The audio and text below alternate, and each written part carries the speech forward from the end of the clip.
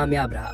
उसने अपनी आखिरी लोकेशन और मदद का संदेश भेजा, लेकिन सामने से कोई जवाब नहीं आया। रेडियो की बैटरी खत्म हो चुकी थी और संपर्क का एकमात्र जरिया भी टूट चुका था। दिन बीतते गए। जब 10 दिन बाद भी बचाव का कोई संकेत नहीं मिला तो 4 लड़के और एक लड़की का सब्र जवाब दे गया। एक रात जब सब सो रहे थे, वे चुपके से विमान के मलबे से बनी एक छोटी सी नाव लेकर समुद्र में उतर गए। वे फिर कभी लौटकर नहीं आए। उनका क्या हुआ, वे कहाँ गए, ये एक रहस्य बनकर रह गया। उन 5 लोगों के जाने के बाद बचे हुए लोगों को एहसास हो गया कि उन्हें लंबे समय तक यहीं रहना पड़ेगा। कैप्टन मिलर ने सबको इकट्ठा किया और एक स्थायी व्यवस्था बनाने का प्रस्ताव रखा। काम का बंटवारा किया गया।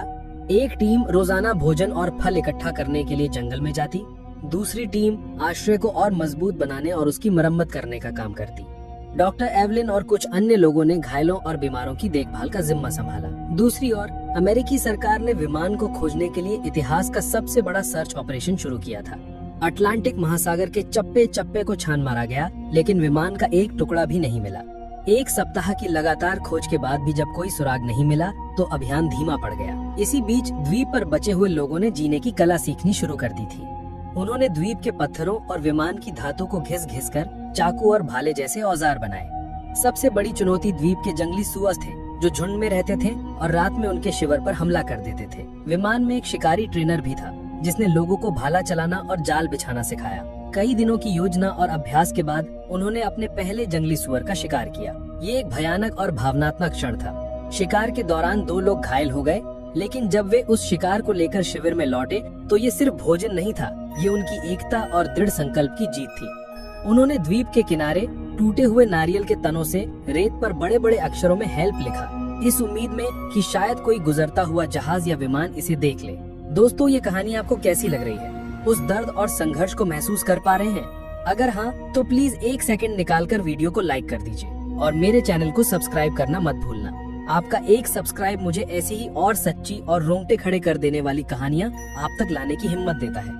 और हाँ, कमेंट सेक्शन के बगल में एक नया हाइप बटन आया है। अगर कहानी सच में दिल को छू रही है तो उसे भी जरूर दबाइए। चलिए अब आगे बढ़ते हैं उस दर्दनाक सफर पर। 6 महीने बीत चुके थे। बाहरी दुनिया के लिए NC-16002 विमान और उसमें सवार 134 लोग एक अनसुलझी पहेली बनकर रह गए थे। $45 मिलियन खर्च करने के बाद अमेरिकी सरकार ने आधिकारिक तौर पर सर्च ऑपरेशन बंद कर दिया और सभी को लापता घोषित कर दिया। उनके परिवार वालों को बता दिया गया कि अब उनके प्रियजनों के लौटने की कोई उम्मीद नहीं है। लेकिन यहाँ इस अनजान द्वीप पर एक नया समुदाय जन्म ले रहा था।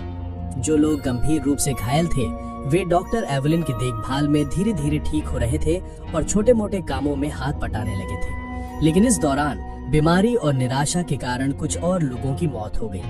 बचने का कोई रास्ता न देखकर कई लोग मानसिक रूप से टूट गए थे और उन्होंने दम तोड़ दिया। अब द्वीप पर केवल 114 लोग बचे थे। उन्होंने अपने मृतकों को सम्मान के साथ दफनाना शुरू कर दिया और एक दूसरे का मानसिक सहारा बने। रात में जब सब आग के चारों ओर इकट्ठा होते तो वे अपने पुराने जीवन की कहानियां सुनाते, गाने गाते। लगभग 1.5 साल बाद द्वीप पर पहली बार किसी बच्चे की किलकारी गूंजी। एक युवा जोड़े के यहाँ एक स्वस्थ बेटे का जन्म हुआ। उस बच्चे का जन्म द्वीप पर मौजूद हर इंसान के लिए एक नई उम्मीद लेकर आया। 2 साल बीत गए। इस दौरान उन्होंने द्वीप पर जीना सीख लिया था। उन्होंने छोटी मोटी खेती शुरू कर दी थी और मछली पकड़ने के नए नए तरीके इजाद कर लिए थे। लेकिन सभ्य दुनिया में लौटने की इच्छा अभी भी उनके दिलों में चल रही थी। इंजीनियर आर्थर वेंस के नेतृत्व में सभी ने मिलकर एक बड़ी नाव बनाने का फैसला किया। ये उनका सबसे बड़ा और सबसे महत्वाकांक्षी प्रोजेक्ट था। महीनों की कड़ी मेहनत के बाद उन्होंने विमान के टुकड़ों, लकड़ी और बेलों का उपयोग करके एक बड़ी मजबूत नाव तैयार की। जिस दिन उन्होंने नाव को समुद्र में उतारा, वो किसी त्योहार से कम नहीं था। 25 सबसे मजबूत और अनुभवी लोगों को उस नाव पर सवार किया गया, इस वादे के साथ कि वे मदद लेकर वापस लौटेंगे। नाव द्वीप से कुछ मील दूर तक तो ठीक चली, लेकिन फिर मौसम ने अपना असली रूप दिखाया। अचानक आसमान में काले बादल घेर आए और एक भयानक तूफान ने उनकी नाव को घेर लिया। ऊंची ऊंची लहरों ने नाव को पलट दिया। उनमें से कुछ ही लोग तैरकर किसी तरह वापस द्वीप के किनारे पहुंच पाए, लेकिन उस हादसे में 16 लोगों की जान चली गई। ये द्वीप पर अब तक का सबसे बड़ा झटका था। पहले ही बीमारी और निराशा से 15 लोग मर चुके थे और अब इस हादसे ने 16 और जानें ले ली। कुल मिलाकर 31 लोगों की मौत हो चुकी थी और 5 पहले ही भाग गए थे। अब द्वीप पर केवल 98 लोग बचे थे। इस घटना ने उनके बचने के विश्वास को चकनाचूर कर दिया। कई लोगों ने मान लिया कि ये द्वीप ही उनकी कब्र बनेगा और यहाँ से निकलने की कोशिश करना मौत को दावत देना है। 5 साल गुजर चुके थे। जो बच्चे द्वीप पर पैदा हुए थे उनके लिए यही उनकी दुनिया थी। उन्होंने कभी कार, बिजली या शहर नहीं देखे थे। बड़े लोग उन्हें अपनी पुरानी दुनिया की कहानियां सुनाते जो उन बच्चों के लिए किसी परी कथा से कम नहीं थी। लेकिन समय के साथ समाज में दरारें पड़ने लगी। द्वीप के प्राकृतिक संसाधन जैसे कि एक खास किस्म के फलदार पेड़ और छोटे जानवर कम होने लगे थे। भोजन की कमी ने लोगों के बीच तनाव पैदा कर दिया। अब वे 2 गुटों में बंट गए थे। एक गुट जिसका नेतृत्व कैप्टन मिलर कर रहे थे, वे अभी भी मानता था कि उन्हें किसी भी कीमत पर यहाँ से निकलने की कोशिश करते रहना चाहिए। दूसरा गुट जिसका नेतृत्व एक हताश व्यक्ति कर रहा था, का मानना था कि यही उनकी नियति है और उन्हें बाहरी दुनिया को भूलकर इसी द्वीप पर बस जाना चाहिए, क्योंकि बाहर निकलने की हर कोशिश सिर्फ मौत लेकर आई थी। इसी बीच भोजन की तलाश में एक खोजी दल द्वीप के अंदरूनी हिस्से में गया, जहाँ उन्हें कुछ ऐसा मिला जिसने उनके रोंगटे खड़े कर दिए। उन्हें किसी प्राचीन टूटी फूटी सभ्यता के खंडहर मिले और उन्हें खंडहरों के पास एक गुफा के अंदर उन्हें एक इंसान का कंकाल मिला। कंकाल के पास धातु का एक छोटा जंग लगा टुकड़ा था जो किसी पुराने विमान का हिस्सा लग रहा था। ये इस बात का सबूत था कि वे इस द्वीप पर फंसने वाले पहले लोग नहीं थे। बरमूडा ट्रायंगल का रहस्य और भी गहरा हो गया था। क्या इस द्वीप का कोई श्राप था? क्या यहाँ आने वाला हर कोई यही मर जाता है? इन सवालों ने उन्हें और भी डरा दिया। 7 साल बीत चुके थे। इन 2 सालों में तनाव, भोजन की कमी और बीमारियों के कारण 16 और लोगों की मौत हो गई। अब उनकी संख्या घटकर सिर्फ 82 रह गई थी। लोग जीने की उम्मीद लगभग छोड़ चुके थे। वे बस दिन काट रहे थे। ऐसा लग रहा था कि चीजें इससे ज्यादा बुरी नहीं हो सकती, लेकिन वे गलत थे। 8वें साल की एक दोपहर द्वीप पर एक भयानक चक्रवात आया। तेज हवाओं और मूसलाधार बारिश ने उनके लंबे समय की मेहनत से बनाए गए बसीरों और छोटी मोटी फसलों को तहस नहस कर दिया। उन्होंने जो कुछ भी बनाया था सब कुछ बिखर गया। उनके जीने का मनोबल पूरी तरह से टूट चुका था। वे खुले आसमान के नीचे भीगते हुए, कांपते हुए बैठे थे और सोच रहे थे कि शायद अब अंत आ गया है। चक्रवात के ठीक कुछ हफ्ते बाद, जब वो अभी उभरने की कोशिश ही कर रहे थे, द्वीप एक जोरदार भूकंप से कांप उठा। जमीन ऐसे हिल रही थी जैसे फट जाएगी। पहाड़ टूटकर गिरने लगे और पेड़ जड़ से उखड़ गए।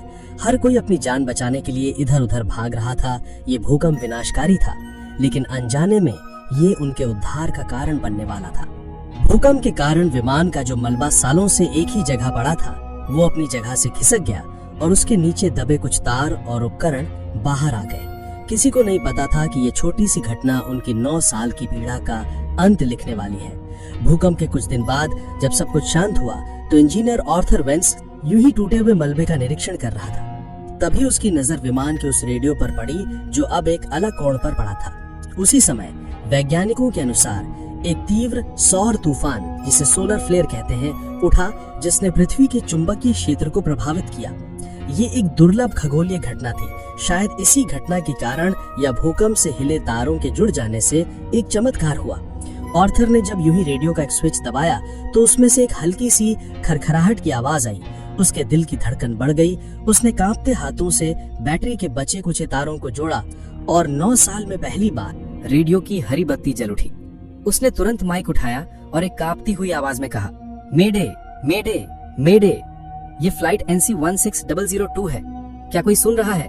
हम जिंदा हैं। हम 9 साल से एक द्वीप पर फंसे हुए हैं।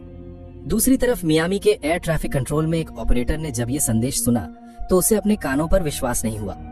उसने सोचा कि ये कोई मजाक है।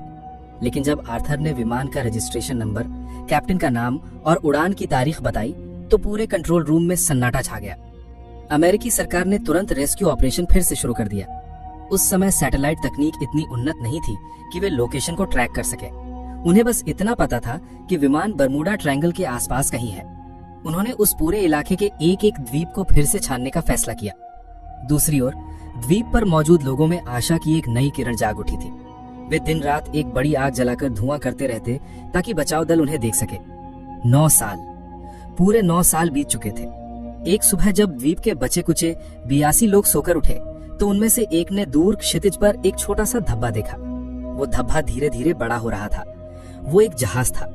वो एक अमेरिकी नौसेना का जहाज था जो उनकी तलाश में आया था। उस जहाज को देखते ही 9 साल का दबा हुआ दर्द, पीड़ा और इंतजार सब कुछ आंसुओं के सैलाब में बह निकला। लोग खुशी से चीख रहे थे, रो रहे थे, एक दूसरे को गले लगा रहे थे। वे रेत पर दौड़ते हुए चिल्ला रहे थे, हम बच गए, हम बच गए। जब बचाव दल द्वीप पर उतरा तो वे वहां का दृश्य देखकर सन्न रह गए। जिन्हें दुनिया 9 साल पहले मृत मान चुकी थी, वे आज उनके सामने खड़े थे, थके हुए, कमजोर लेकिन जिंदा। उनकी वापसी की कहानी ने पूरी दुनिया को हिलाकर रख दिया। ये मानव सहन शक्ति और जीवित रहने की इच्छा की एक अविश्वसनीय कहानी थी। जिन परिवारों ने अपने प्रियजनों के लौटने की उम्मीद छोड़ दी थी, वे आज उनसे मिल रहे थे। वो पल इतने भावुक थे कि उन्हें शब्दों में बयां नहीं किया जा सकता। अमेरिका में ये कहानी एक किंवदंती बन गई, जो आज भी लोगों के दिलों में बसी है। ठीक 1 साल बाद 1958 में प्रसिद्ध लेखक जेम्स बाल्डविन ने इन बचे हुए लोगों के अनुभवों पर आधारित एक किताब लिखी, जिसका नाम था lost in the echo, the 9-year survival of flight NC-16002। ये किताब अमेरिका की सबसे ज्यादा बिकने वाली किताबों में से एक बनी। ये सिर्फ एक कहानी नहीं थी, ये उन 82 आत्माओं की दर्दनाक दास्तां थी जिन्होंने 9 साल तक मौत को मात दी और हमें सिखाया कि उम्मीद की एक छोटी सी किरण भी सबसे घने अंधेरे को चीर सकती है।